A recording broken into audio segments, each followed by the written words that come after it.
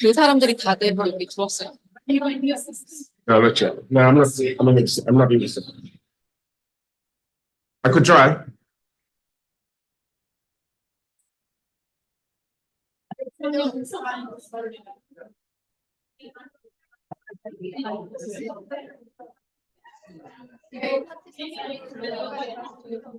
하나씩 눌러봐. 그래서 모두 웨비나 아니야 본인이 해야 돼요. 아 그래? 응, 본인이 해야 돼요.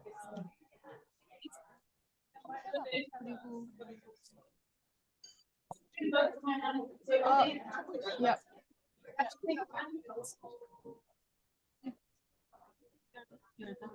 This should be simple. 같이 다 올라갔지?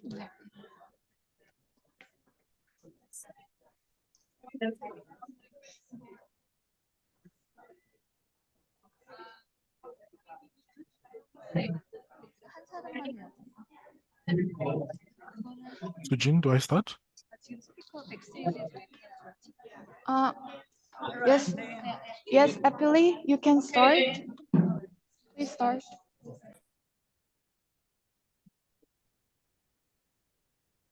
Hello, everyone, and thank you so much for joining us for this session. My name is Apeli, and I'm a senior economist with the Pacific Regional Office. I have the pleasure to introduce our 269. key partner from the French Development Agency, Elodie Vitalis. She is the AFD group representative based in Fiji. I will now hand over to her for her opening remarks. Elodie. Thank you, Epeli. Good afternoon, everyone. So I hope everyone is comfortably settled for this session. And it's a pleasure to see so many people connected and in the room.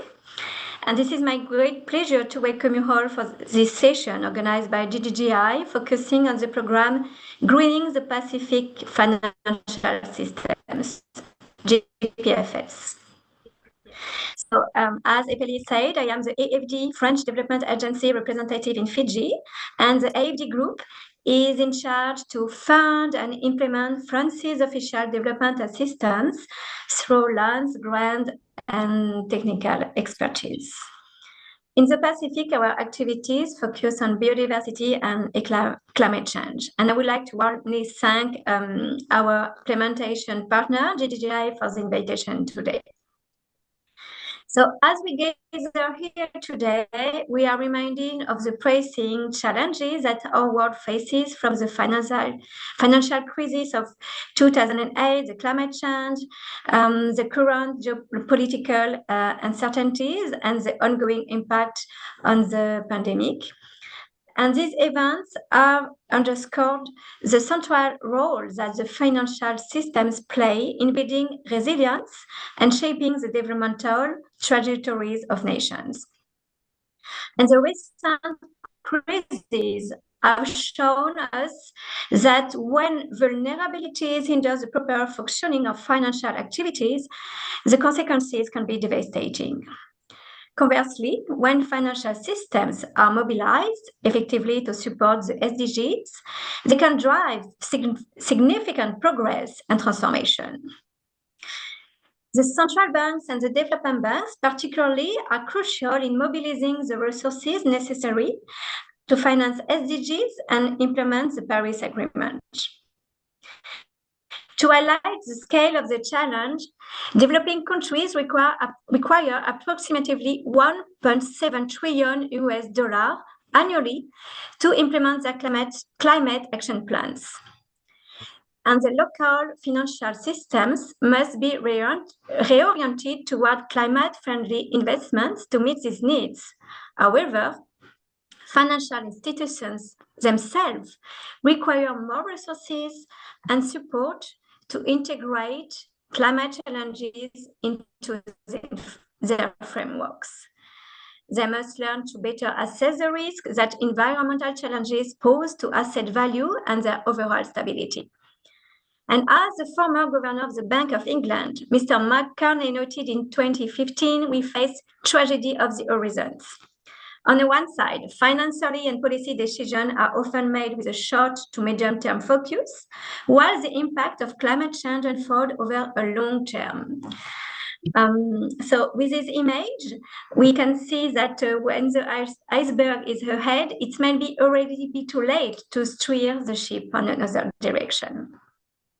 So at the AFD, we firmly believe that financial systems can serve as a catalyst and essential lever for sustainable development while respecting both people and the planet. This year, we have significantly increased financial commitment with 3.3 billion of euros engaged to support both private and public financial systems.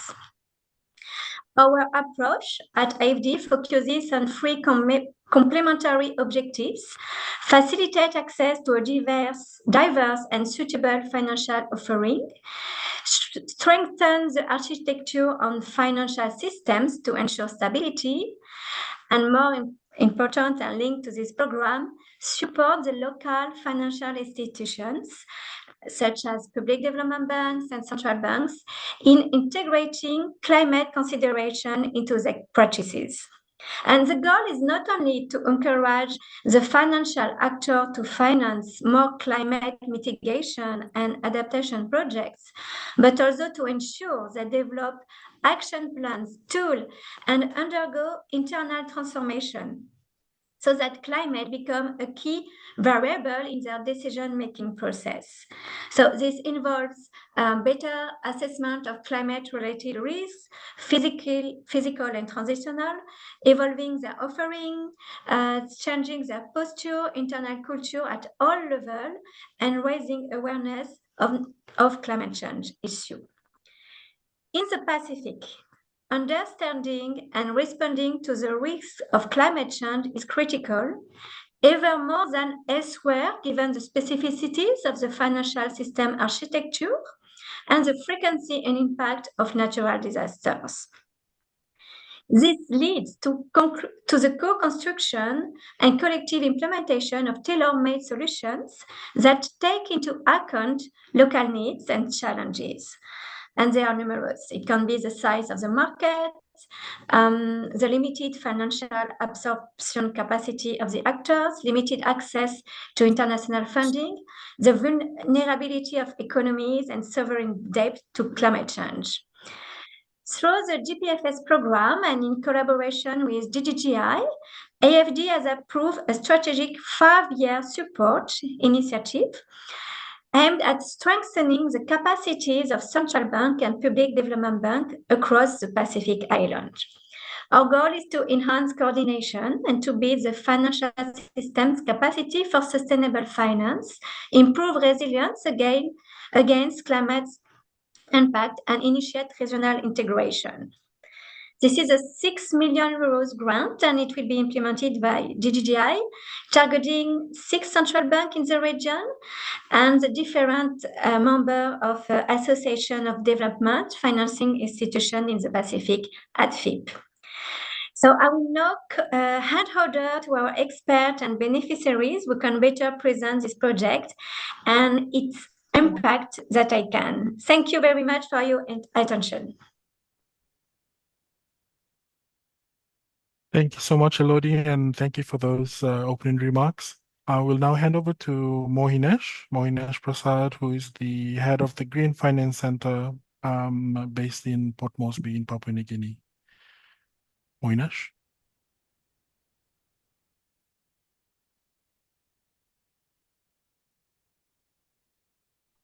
Thank you, Pelly. You can see my screen?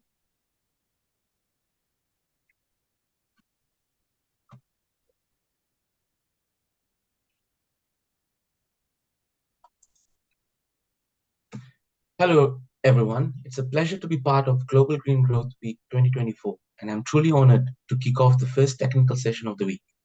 Today, I'll be sharing Papua New Guinea's journey in sustainable finance, a topic that is close to our hearts as we navigate the intersection of financial stability and climate resilience. Our first speaker would be Mrs. Elizabeth Guinea, the Governor of Bank of Papua New Guinea. Unfortunately, due to her busy schedule, Mrs. Guinea is unable to join us in person. However, she has been very kind enough to record her maiden speech for GTG Week 2024, and we are excited to share it with all. Before we play her video, I would like to share the outline for today's presentation. It will be in 3 parts. First, we'll hear opening remarks from Governor of Bank of Papua New Guinea. In the second part, I'll try to demonstrate how the financial challenges PNG faces due to climate change are no different from those affecting global financial markets. Lastly, we'll look at what PNG is doing to mitigate risks and build resilience. This should not take more than 20 minutes. But before we go any further, allow me to introduce Ms. Guinea. Mrs. Guinea is the first female governor of Bank of Papua New Guinea, appointed in December 2023 after 4 decades of dedicated service at the bank. Over the course of her career, she has held several senior roles, including department manager, assistant governor, and acting governor role for 12 months before her current appointment. A key figure in shaping bank's strategic development, Ms. Guinea is particularly passionate about financial technology, gender equity. Under her leadership, the bank has made significant strides in these areas, including development of a groundbreaking identity confirmation technology that advances financial inclusion in PNG. Good morning, ladies and gentlemen.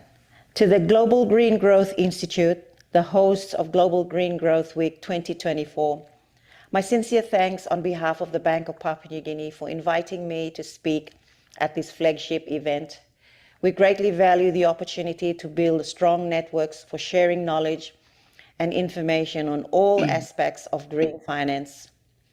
Today, I'd like to share with you how Papua New Guinea's inclusive green finance policy and implementation plan have evolved throughout our particular journey, shaped along the way by both successes and challenges. Before I begin, allow me to describe our beautiful country to you. The independent state of Papua New Guinea is the world's 3rd largest island country. Our mainland and 600 islands cover an area more than twice the size of Great Britain. We are blessed with an abundance of natural resources, and 78% of PNG is covered by forest, including the world's 3rd largest rainforest. Although we represent less than 1% of the world's landmass, PNG hosts 7% of global biodiversity, with frequent discoveries of new flora and fauna. You may have seen the images of the spectacular colors and shapes of our native orchids, our vibrant coral reefs, and our national icon, the Bed of Paradise. Our waters are also rich with sought-after commercial fish such as tuna and barramundi. We are home to over 10 million people with incredibly diverse backgrounds from over 1,000 cultural groups and more than 800 distinct languages. While 80% of our population live in rural areas of remote areas in traditional villages, most rely on subsistence farming, and only 37% have access to basic financial services. Unfortunately, over 3 million women lack access to these services, despite being the ones primarily responsible for running the household. PNG's rugged terrain, dense forests, and limited infrastructure create unique challenges. Many areas lack basic services like roads, electricity, or access to markets or banking services. Natural disasters are an ongoing threat. Volcanic eruptions, tsunamis, droughts, and landslides have caused devastation, loss of life, and economic hardship. In 2015, for example, an El Nino event caused widespread drought, decimated food crops, and disrupted access to clean drinking water, affecting the livelihoods of 2.5 million people. Many families never returned to their traditional homes, where they had supported themselves with subsistence farming. As well as the dreadful cost of inhuman suffering, there was also substantial damage to the PNG economy. Export revenue from agri-commodities slowed, and the IMF estimated that 2% in GDP was lost from this disaster alone. In May of this year, a sudden landslide buried an entire village, claiming hundreds of lives. Beyond the immediate tragedy, survivors remain without homes or livelihoods, and the economic impact will continue over the medium to long term. PNG is an idyllic paradise, yet we also stand on the front lines of the looming threat of climate change. In response, PNG has incorporated environmental protection and climate resilience into longer-term strategies, such as PNG's Vision 2050. At the Bank of Papua New Guinea, we've worked to encourage sustainable economic activities, leading to the development of the Inclusive Green Finance Policy in partnership with the Global Green Growth Institute. In June last year, we celebrated the launch of the Inclusive Green Finance Policy, the first of its kind in the Pacific, factoring climate change risks into monetary policy and financial sector oversight. In March this year, we launched the Green Finance Centre in collaboration with GGGI and the New Zealand government. The centre helps financial institutions in PNG to integrate environmental and social factors into their investment decisions while offering training, technical assistance, and guidance on innovative green lending products. Through green financing, investors can support sustainable projects that help us to build climate resilience while also sharing in the potential returns. This approach empowers people, especially in rural areas, with access to energy, financial services, and more sustainable livelihoods. The Green Finance Centre will share more about its exciting plans in a later session. Inclusive green finance goes beyond mobilizing capital to support eco-friendly investments or establishing effective regulations to safeguard the integrity of green investment. It is also about providing education to sustainability, promoting environmentally responsible lifestyle choices, and empowering people to learn more about green financing options.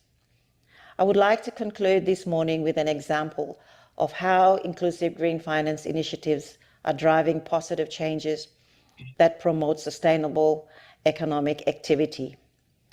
In most rural and remote regions of PNG, the lack of reliable electricity and network connectivity has left most people unable to access formal financial services or participate in the mainstream economy. Pay-as-you-go solar kits are filling the gap and providing energy in off-grid areas. Our average of 300 days of sunshine each year provides a reliable and convenient power source with low carbon emissions. With mobile banking and digital payment platforms growing, even remote communities can now access financial services and participate in the mainstream economy. These transformative examples of green finance are already having a significant impact in our communities and applying inclusive green finance principles at every step. As we continue to implement our inclusive green finance policy with the support of trusted partners like GGGI, I'm confident that Papua New Guinea is on the right path towards economic and environmental sustainability, and we are building a brighter future for the generation that follows. Thank you. Thank you, Madam Governor. So climate change poses unprecedented risks to the financial sector, from more frequent extreme weather events to the transition toward a low-carbon economy, requiring financial institutions to adapt or face legal, reputational, and financial consequences. In PNG, more than often we are asked, why is the regulator of the financial system doing so much in sustainable finance? The financial system here faces unique challenges when it comes to climate-related risks. In line with what the Governor was saying in his speech, one of the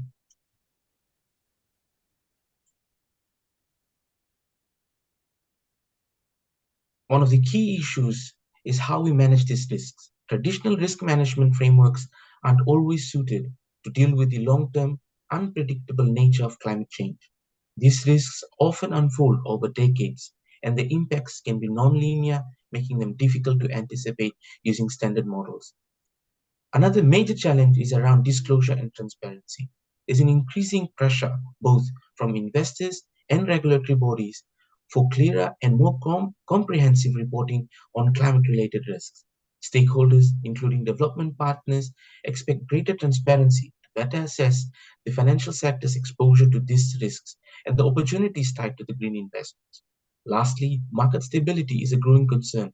Climate-related events such as natural disasters and policy shifts designed to curb climate impact can cause significant disruptions in financial markets. This can lead to liquidity problems and increased volatility, which in turn could destabilize the PNG broader economy. For PNG, these challenges highlight the urgent need for innovative financial approaches to manage climate risk and build a more resilient financial system. As a result, Bank of Papua New Guinea, through New Zealand government's funding, in close collaboration with key government agencies such as the Climate Change Development Authority, Department of Treasury, and international organizations such as AFI and GGGI, developed the Inclusive Green Finance Project to reshape how the financial institutions in PNG would approach lending by integrating green finance principles. This initiative promotes financial inclusion and green growth by directing investment towards sustainable activities, opening new business opportunities, and supporting economic diversification. A key outcome is the creation of green jobs, driving both environmental sustainability and social equity, while strengthening Papua New Guinea's long-term economic resilience and contributing to climate goals.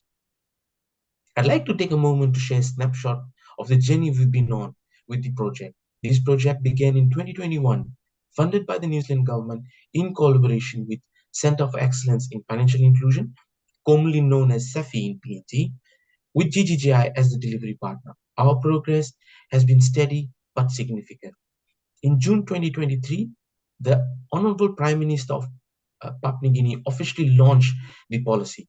This policy includes key components such as the diagnostic report on PNG's financial landscape, development of a green taxonomy, and a comprehensive sustainable finance roadmap for the country.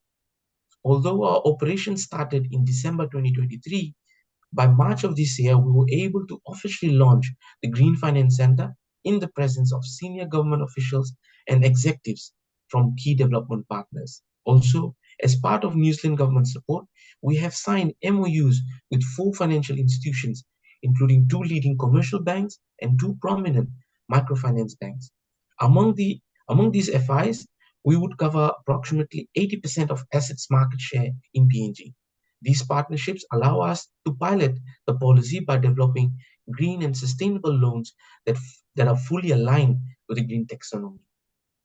We've also received a significant boost to our efforts through the support of Agence Française de Développement, AFD. During the GFC launch ceremony, AFD committed to 6 million euros to the Greening Pacific's financial system. Out of this, nearly 50% will be allocated to GFC to support operations and development of a green refinancing facility, which is currently under design. AFD has also allocated 1.8 million euros from the grant to pilot this refinancing facility across our financial institution partners. We are also exploring addition of a green guarantee facility to further enhance this initiative. We are incredibly excited about the progress made so far and the potential impact this will have on promoting green finance and building resilience in our financial system. As such, the Green Finance Center will become the focal point in addressing climate-related risks within the financial sector in PNG. It has already started to provide essential guidance and support to financial institutions, helping them enhance their resilience and sustainability. By fostering collaboration among stakeholders, including government regulators and investors, the center has started to mobilize resources to tackle shared challenges and promote green finance practices. Its focus will be on driving investment in climate-resilient infrastructure, renewable energy, and sustainable agriculture, reducing financial institutions' exposure to climate risk. A major focus will be advocating for private sector engagement. As global trends indicate, 90% of green investment will come from private sector. Through capacity building and knowledge sharing, the center intends to equip financial institutions to integrate climate consideration into their decision-making and unlock opportunities for green innovation. The Green Finance Center will play a crucial role in implementing the policy by aligning our work with global best practices. Specifically, recognizing the impacts of climate change, the center is prioritizing support for women, SMEs, biodiversity, and agriculture sectors that are particularly vulnerable but are also key to sustainable growth. I'm proud to share PNG is leading the way in the region by developing the first green taxonomy. This taxonomy serves as a clear classification system for what qualifies as green investment, helping us to avoid greenwashing. Greenwashing where projects claim to be green without genuinely contributing to sustainability. More importantly, it provides essential guidance to financial institutions, ensuring alignment with PNG's nationally determined contribution, Vision 2050, and broader national policies. We have identified 11 key sectors under the taxonomy, with the initial focus on agriculture, renewables, energy efficiency, water, wastewater management, and e-mobility. I'm excited to share that IFC has approved support for Bank of Papua New Guinea and Green Finance Center to develop the technical screening criteria for these sectors, marking the second phase of the taxonomy.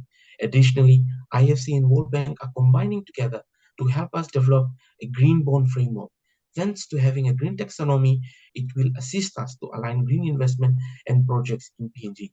This is a major step forward for sustainable finance in PNG. As we move forward, there are several key outcomes we intend to achieve with our initiatives. Green and Blue Initiative will support projects that promote both environmental sustainability and ocean conservation. Inclusive lending, where sustainable finance benefits everyone, including underserved communities and sectors.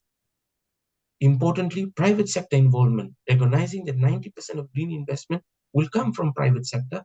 We work closely with businesses to foster green finance opportunities.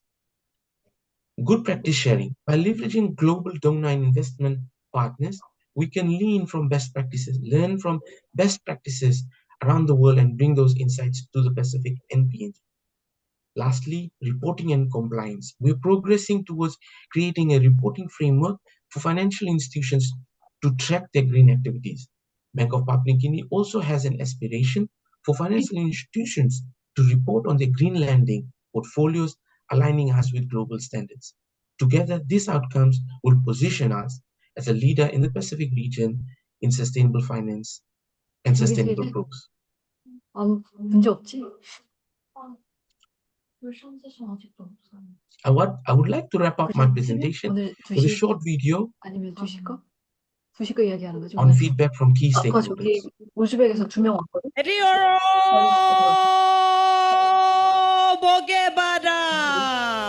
Thank you again for joining us on this momentous occasion as we unveil the launch of Green Finance Center, its logo, and the website. We will also be signing MOUs with the financial institutions and also witness the grant agreement for the South Pacific with the Agency for French Development. The era of climate change is here. Impacts are real, and increasingly, action is urgent. In Papua New Guinea, on this journey towards what I would call a sustainable and inclusive financial system, which is aligned with environmental stewardship, social responsibility, but also economic prosperity.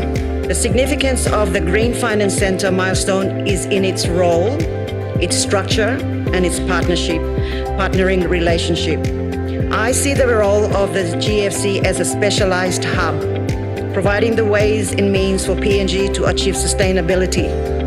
I am pleased to announce that the Green Finance Center has already begun its crucial work of implementing the IGFP. With a dedicated team in place, the GFC is poised to drive the transformation of PNG's financial sector, ensuring that it is sustainable, resilient, and inclusive. We are witnessing the emergence of a robust ecosystem which is putting the greening of the financial system at the heart of its collective work. Greening the financial system in PNG is crucial. We wish all the best to the team involved to try to make the financial sector of PNG equipped to face the challenges and opportunities of climate change. As we conclude the launch event, let us carry forward the momentum and commitment to building a more sustainable and resilient future for Papua New Guinea and beyond. Big Pla Think It Through.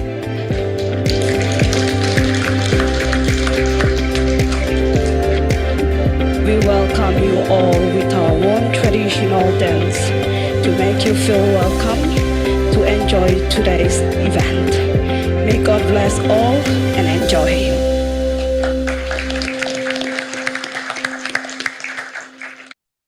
Thank you very much. I encourage you to please follow us on our social media pages. Thank you so much.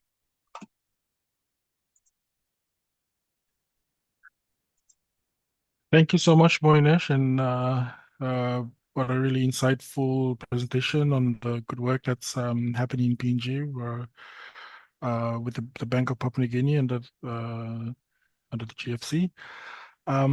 For the next part of the session, I will present. We'll talk a bit about the Greening the Pacific Financial Systems program, which spearheads the work that Moinesh and I are doing in the Pacific. So give me a second as I try and share my.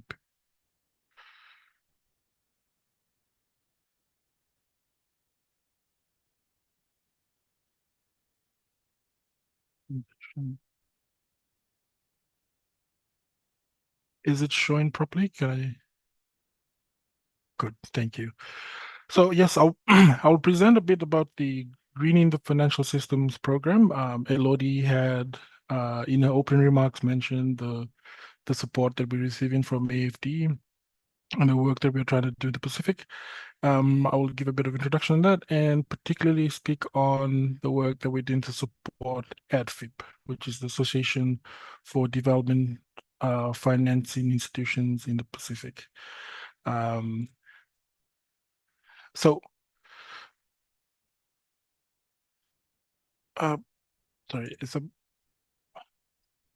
so yes, so what's the big picture here? In the Pacific, Pacific Island countries and territories are some of the most vulnerable countries to the impact that the climate change will bring. While at the same time, simultaneously, Pacific Island countries have spearheaded some of the more have brought together the world in spearheading efforts to have climate to direct climate action. The direct climate action looking at the impacts of climate change. So while the region is heavily been impacted, there's also a need to drive action, and specifically when you look at financial systems, the cost of adaptation for Pacific Island countries are pretty drastic when you look at the size of the economies that we have. In recent estimates by the International Monetary Fund, the cost of adaptation ranges from about 6.5 to 9% of GDPs. So clearly for small island countries, this is a big ask. And so there's a need for countries to understand how these vulnerabilities impact on them and how they can actually direct action at it. In 2023, GGGI tried to do this by with support from AFD, put in place a scoping study to understand the needs of Pacific's financial systems, where 6 central banks and over 15 national development banks were surveyed to understand what their position was or what the capacities were to understand the risk to the financial system and whether there's a capacity to build resilience to this. What came out of that was a better understanding of how there was a need to build capacity within a lot of these institutions, within central banks and national development banks. There was a clear lack of awareness of how this impacts on the financial systems, and a need for really wider sharing of knowledge so they could all learn from one another, and the need for closer collaboration.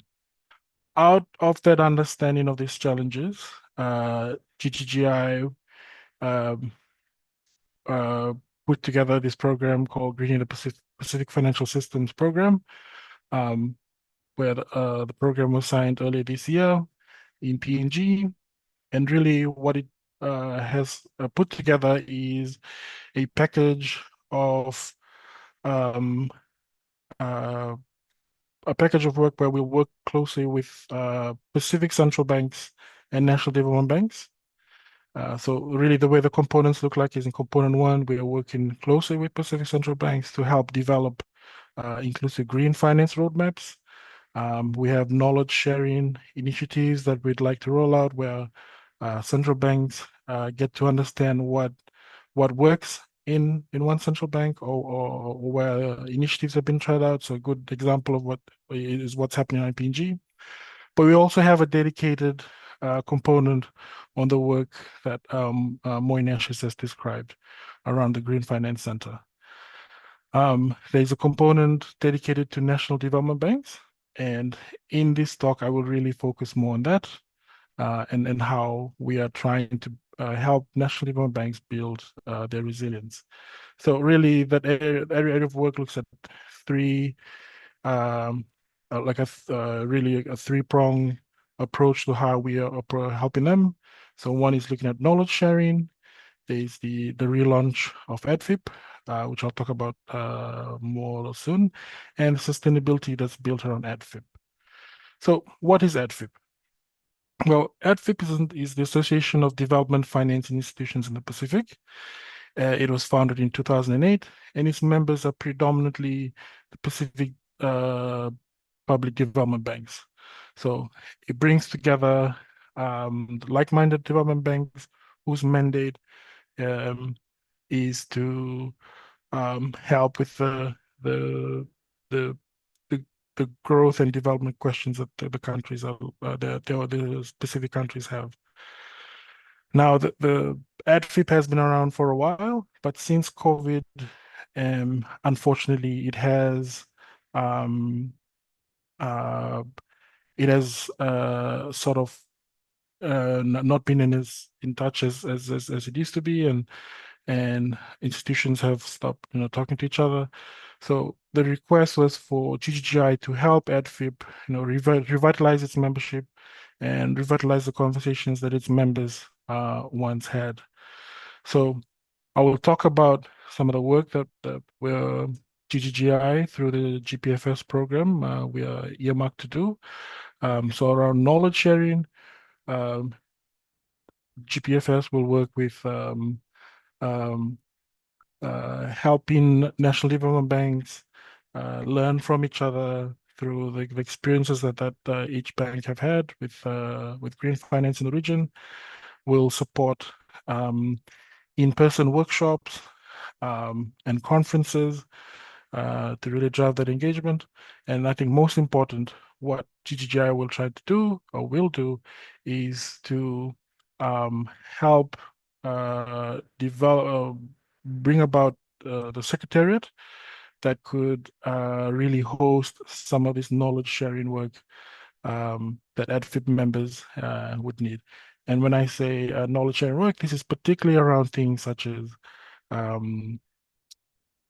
lending products that are geared towards climate-related lending products.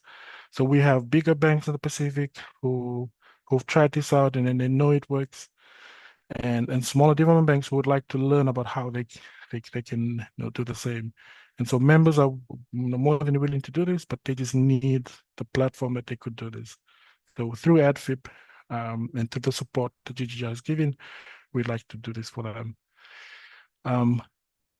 Our second component of our work with ADFIP is really to look at the relaunch of ADFIP, and through re-engagement of their governance mechanisms and helping them establish that secretariat, what we hope to do is to help ADFIP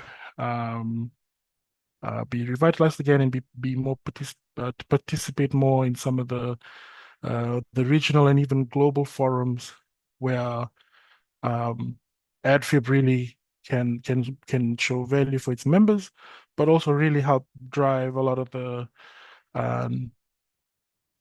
knowledge sharing and really to build resilience in the economies. Sorry, I see a raised hand.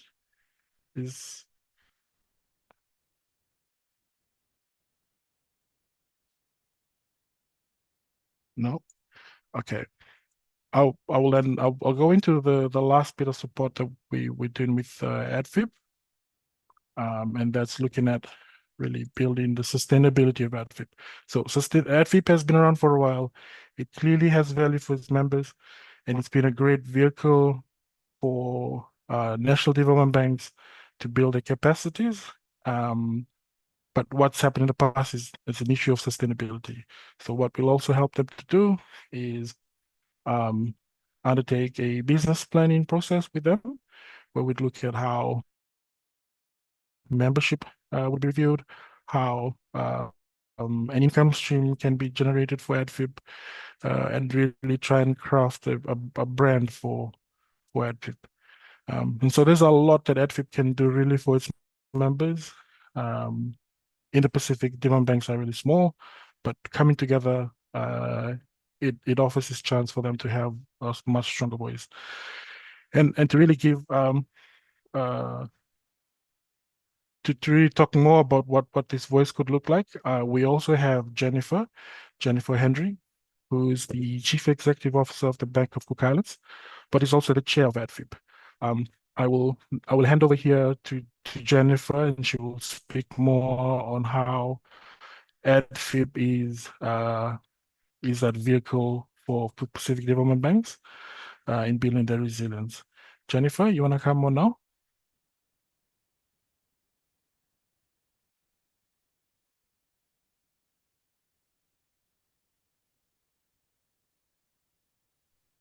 Thank you, Epeli, and kia orana, everybody. Warm greetings and welcome from the beautiful sunny Pacific Polynesian Islands, and in particular here is a very sunny Sunday in Rarotonga Cook Islands. Thank you very much to the Green Growth Institute for this wonderful opportunity to speak today at the Global Green Growth Week. Thank you for having me in particular in the role of the chair of the Association of Development Finance Institute of the Pacific. I just want to give some gratitude for the program that GGI has launched together with ADFIP in the remobilization of the association. The association, as Epeli had described, had become defunct just prior to COVID-19, and the members have, through this program, have now been able to come back together. This has been extremely important to us, and I'll just describe to you now an introduction around ADFIP, what our mandate is, and what our aspirations are in promoting development finance in the Pacific. So the Association of Development Finance Institutes, there is some 20 development banks in the Pacific, and through the Inception workshop, with the program of the Greening the Pacific Financial System, we brought across 10 of the national development banks in this first workshop, which included Cook Islands, Fiji, French Polynesia, Kiribati, Marshall Islands, Papua New Guinea, Samoa, Solomon Islands, Tonga, and Tuvalu. This was in the inception, and the development banks financing institutes came together to discuss our challenges, opportunities to foster green finance, inclusive finance provided, and some opportunities for our development banks to share our experiences to date in disaster recovery, green technology, financing to women and youth, and climate finance. It's a really important forum that brings together knowledge sharing, bringing together a collection of voices that we can lean upon. There's a whole host of banks who have tried different things. And for each of us, whether we are large or small, being able to learn and grow from each other's experiences, no matter the size, has been immeasurable in that we're able to come together and learn from each other in regards to our own struggles, see what each other are doing and learning from each other. And as a result of the Triple GI bringing this association back together, we've been able to deliberate on key priorities for the Pacific and come together as one voice. So some of the key prioritization points from our discussions is that the members expressed unanimous support for a coordinated approach on Pacific. In particular, our participation and bringing together the ADFIP members with a view to enable stronger representation and meaningful participation of our Pacific attendees for global events. These were categorized into two categories of collective positioning. One, that the ADFIP is a forum that can serve to coordinate a collective voice of the Pacific for more meaningful engagement. And two, that the international forums that we are able to engage upon brings broader and more meaningful coordination with wider banking networks and expertise of larger organizations. I will now share with you 14 of the Pacific prioritization points raised by the Pacific members in ADFIP. And thereafter, I will talk about some of the key activities of some of the banks and finish with Bank of the Cook Islands. Firstly, through ADFIP, we're able to improve inclusion. Pacific participation rates on the international scale is very low. Through ADFIP, collectively coming together and through programs such as Triple GI, we are able to have this assistance to help improve inclusion and sustainability capability and capacity building of the Pacific. Targeted assistance. We are very grateful through programs such as this, as the Triple GI, to provide targeted assistance enabling Pacific Islands participation, which is positively enabled through subsidized training and workshops such as this program has brought about. That leads on to capacity building. Access to climate finance and the ability to participate in green finance solution sometimes requires onerous investments, such as seeking accreditation to the Green Climate Fund. More capacity building has come about through our collective engagement, which is assisting each other with our voices and shared experiences in terms of how we can interact with these larger entities and sharing resources to support each other. Operational capacity building. Through ADFIP, we are able to engage with each other to provide each other assistance in operational capacity and strengthening in procedures, policies, frameworks, and systems to engage in best practice and maximize banking effectiveness. Capital investments. The ADFIP members welcome the assistance that is sought to facilitate exchanges with the Pacific in well-established entities, including interest. We welcome interest to discuss, for example, exploring capitalization opportunities. Correspondent banking. The de-risking by correspondent banks, particularly across the Pacific, poses imminent threats to the Pacific, in particular, development finance institutes, eroding capacity of those we serve to participate in the global trade and finance supply chain. The implications are serious and much broader conversations are required. Through the Triple GI program and Greening the Pacific Financial System, one of our themes and pieces of work in terms of regional studies is exploring the possibility of a Pacific Green Bank. Knowledge sharing. Facilitation and connections for the Pacific with larger development finance institutes in terms of what green projects are already being done that can be done on smaller scale. Also projects that can be scaled down. Peer-to-peer exchanges. We enjoyed the lineup of speakers such as today and networking that ADFIP members can participate in. Partnerships play an important role. Multilateral, bilateral funding, private sector facility, Green Climate Fund accreditation, and regional initiatives are all major components of which the development finance institutes come together to seek to share with each other. And of all of the specific areas of importance that I have just highlighted, the top priority coming out from all development finance institutes is climate funding.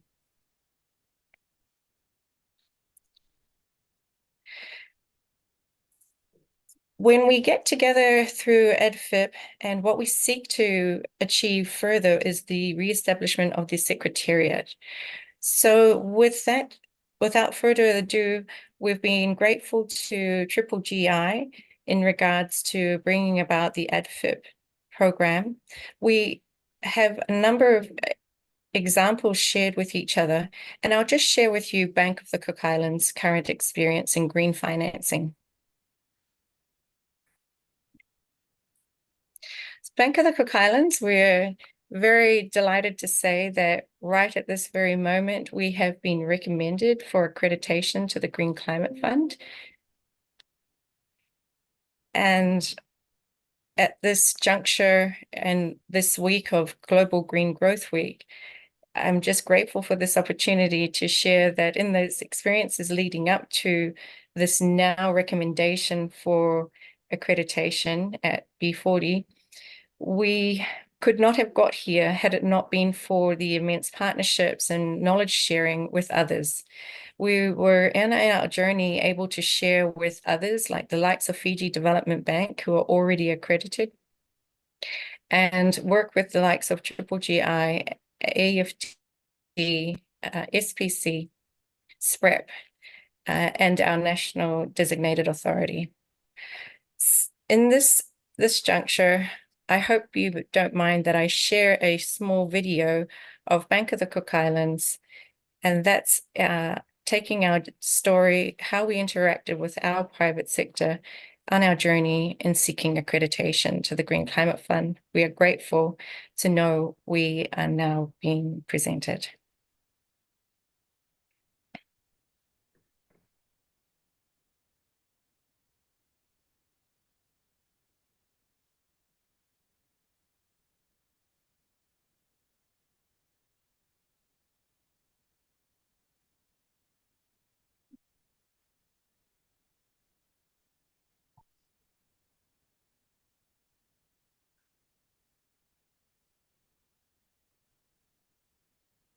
Climate resilient Cook Islands for me is a nation where we all as individuals lean into the idea of doing it for ourselves, finding the resources depending on what we have around us to get through the days ahead in terms of the global climate crisis. I think to be climate resilient Cook Islands is to understand it as a climate problem and to be self-determining in terms of how we want to support ourselves through that issue. We need to make sure that we are equipped, resourced, planned and prepared to mitigate climate change impacts on our country. It's easy to form the view that that is a problem which it is our government's responsibility to resolve. It's not the responsibility of the individual or the government. I think it's a responsibility of the private entrepreneurs as well. We usually think that government needs to take a lead, which they do on climate change projects. But if you have the private sector involved, then you're no longer just reliant on outside grants or government funding. The actual economy is running these projects as well. That private sector know-how, sorry, Jenny. attitude is what's going to bring it home. The idea of having the private sector involved in Jenny, Cook can you hear Island me? climate resilience gives the private sector the opportunity to contribute to what our solutions are going forward. Sorry, Apili. Sector really represents Hi, Jenny. Sorry, we quickly run out of time, and this is a really great video. Do you think we could pause here and maybe go for question and answers? It's critical that they are involved Should I in pause it now? driving the climate change Yes, please. initiatives. They have Thank you so much, Jenny. And I wanted to say thank you for your insightful talk on EdFIP and the great work that BCI is also doing with climate finance. Could I maybe go across to I think we might need time for question and answers. Or Saki, do you want to go first with closing remarks?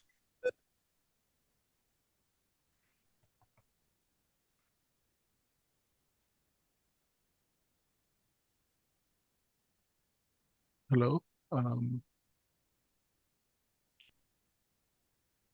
Thank you. So thank you so much, Jenny. And so really the presentation is pretty, insightful on how,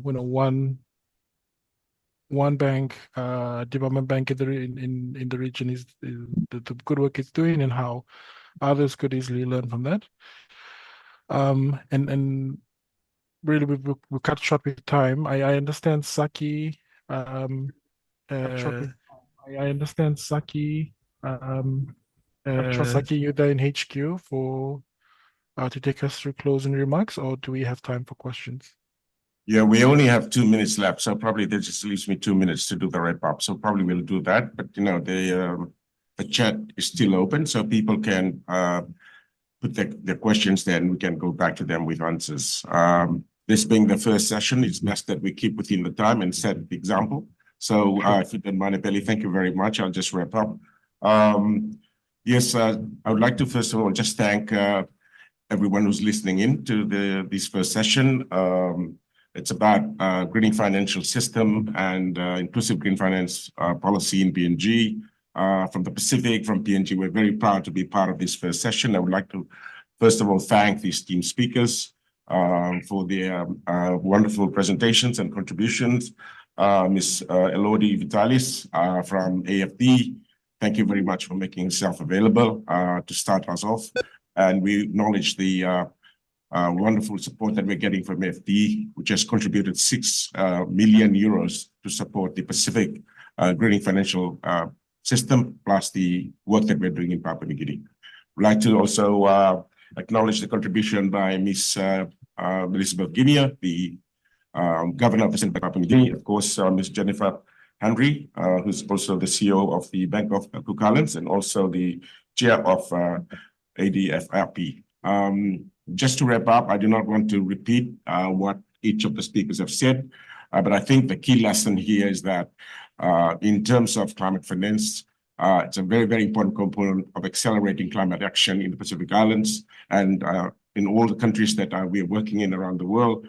And in the Pacific, apart from dealing with green bonds and seeking financing from the traditional global climate financing facilities, we're also working towards greening the financial sector. And PNG has actually taken the lead on that.